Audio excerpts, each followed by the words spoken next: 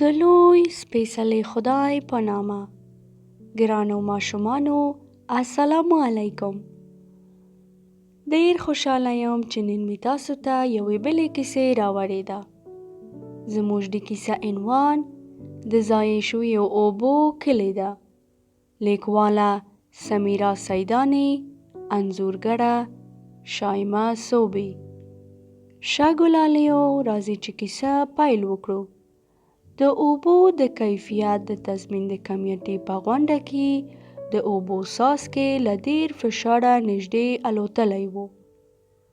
د کمیټې مشره نتکۍ دومره غوسه وه چې د کمیټې نورو غړو فکر کاوه ښایي بیخي سونامي رامنځته کړي. د اوبو کچه په دې رنګ کې سږ کاله ډېره ټیټه وه.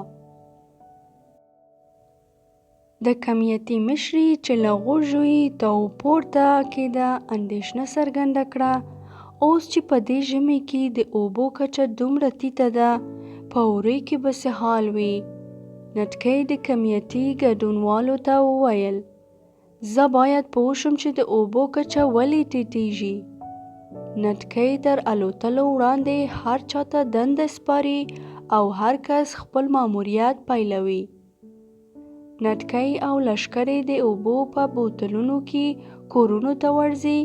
هغه یوه نجلۍ چې په تپ کې ځان مینځي پیدا کوي.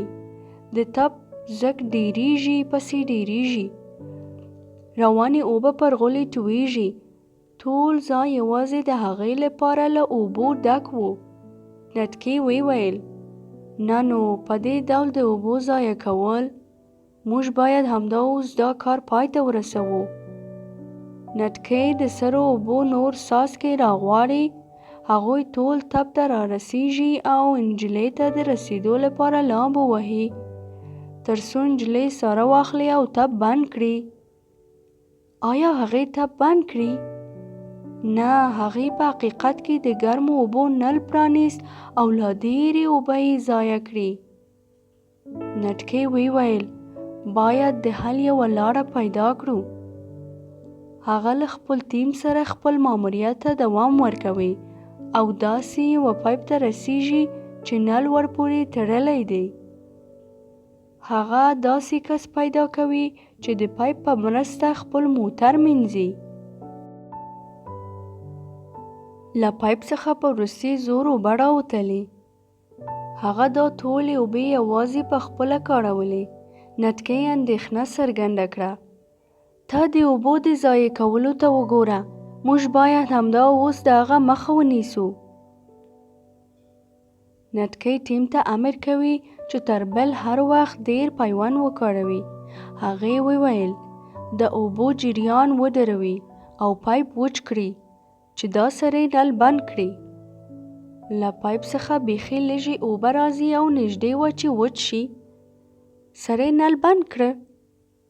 نه، یوازې څو شېبې وروسته د اوبو نوي څاڅکي د اوبو پر بهرنیو څاڅکو د پاسه شول او اوبه بیرته روانې شوې. نتکۍ وویل: یو ځل بیا باید پلټنه وکړو. نتکۍ له خپل ټیم سره سفر ته دوام ورکوي او د اوبو رسونې د برخې نلونو ته رسیږي. بزګر د پایپ پر مټ خپل بوټي اوبه کول او پایپ یې په وروستي فشار راخوشې کړی و، تر دې حده چې له خپل ملګرو سره یې خبرې هم بند کړې وې.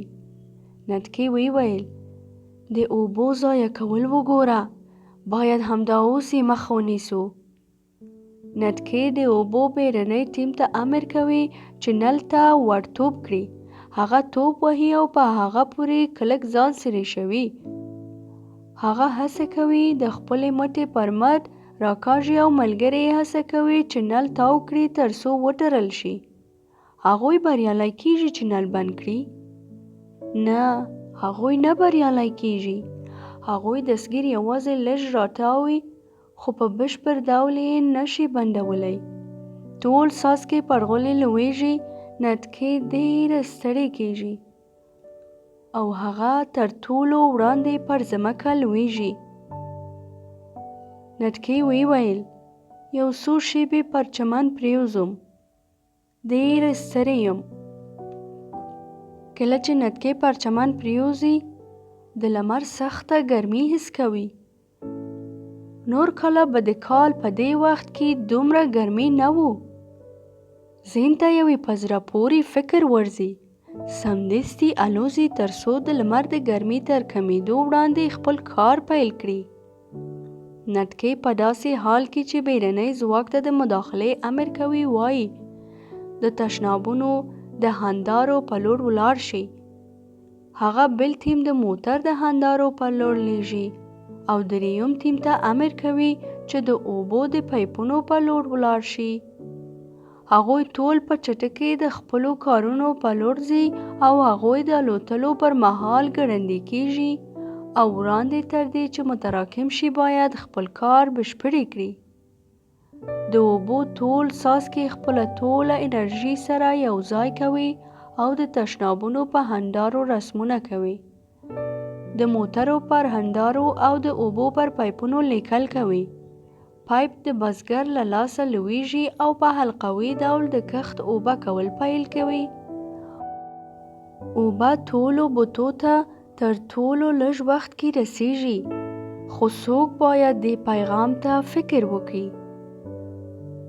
دغه سړی خپل موټر مینځي، پایپ بندوي او یوې خوا ته یې ږدي.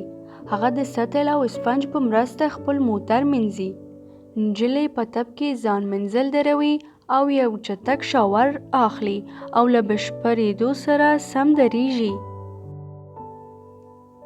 له هغې ورځې تر اوسه بزګر پایپ نه دی کارولی. په حقیقت کې یې آپاش اخیستي چې په حلقوي ډول اوبه وباشي. هلک نل بندوي او د غرغرې لپاره له پیالې ګټه پورته کوي. ګاونډ یې هره ورځ د کور منزل درولې او له برقي جارو څخه کار اخلي. دا هر څه د یو څه مودې لپاره ډېر ښه روان وو. اوبه د ټولو لپاره دی. پای. ښه ګلالیو کوچنیانو، خدای دې وکړي چې دا لنډې قصې مو د خوښۍ وړ ګرځېدلی وي. موږ د درخت دانش کتابتون کې ډېرې په زړه پورې کیسې او کتابونه ستاسو لپاره لرو. تاسو کولی شئ چې www.ddl.af ته ولاړ شئ او داسې په زړه پورې قصې هلته ولولئ، واورئ او ډاونلوډ وکړئ. تر بله ورځ او یوې بلې کیسې، د خدای په امان.